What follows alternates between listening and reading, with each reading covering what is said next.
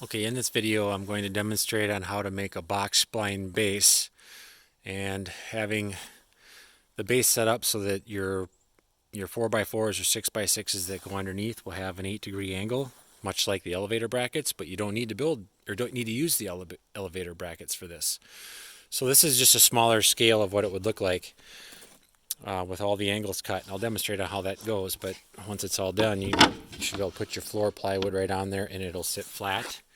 And then you're angled both ways out to have an 8-degree pitch on your 4x4 post that goes underneath.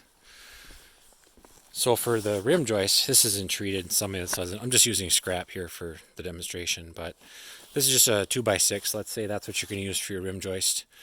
You want to make sure, and we're going to assume this is a 6x6 stand here, just again for demonstration purposes, but you'll want to make sure that you don't measure out 6 feet first. You want to make sure you leave room.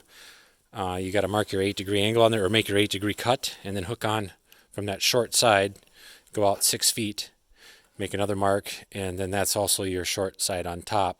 So your actual joist is going to be probably more like 6 foot 2 inches on the bottom and 6 feet on the top, if that's what size you want on top. So you cut an 8-degree angle with your miter saw on both ends. So I'm going to end up with 6 feet left over on top, about 6 foot 2 on the bottom, and then you cut basically all 4 of those. But for again, in this situation, if this is a 6 foot wide, 6 foot by 6 foot base, I'm 6 feet on top, about 6 feet 2 down there.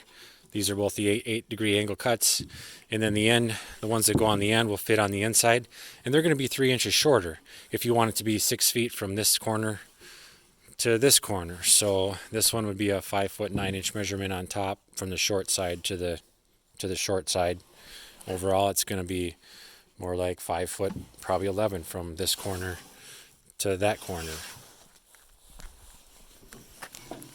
So once you've got your 4 outside ones cut, and I guess for center joists, you don't really need to do any other angle cutting. You just make your 8-degree cut and that'll fit right in there. You might have to trim or rip a 3/8 of an inch off if you want it to sit. It's going to stick down below, which maybe might matter, might not matter, but you want to cut a 1/2 inch off, just rip it off in the table saw if you want it to be flush on the bottom and the top. Now, in order to get the right angle so that it sits, level on the bottom and the top, I went ahead and set my table saw at 12.5 degrees. So I've got a slight angle coming in. And then when you run your 2x6 through, you're basically taking off a 1/4 inch or so, maybe 3/8 off of the top on one side, and then you're taking it out on the bottom on the opposite side. So just running that,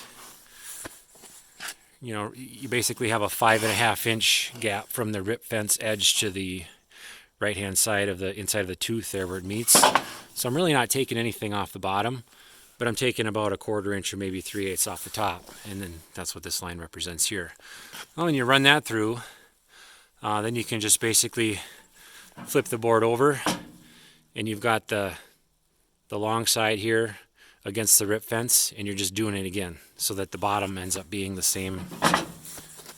basically the same angle as the top. So 12.5 degrees on that table saw angle. And then when you put it, end up screwing it together.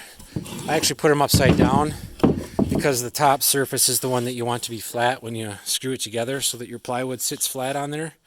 So I just ended up screwing it together that way, as if it were a full 6 feet. Put a couple screws in each end, and then with those 12.5 degree angles ripped on the top and bottom, and your 8-degree pitch down the side, your plywood floor should sit flat on that. You won't be able to lap your plywood walls down very far, maybe just flush with that, depending on how you do it, but with this, the way this is done here. But you can at least have your walls overhang, and meet at that point right there, and so you wouldn't have water intrusion coming inside. So that's basically it.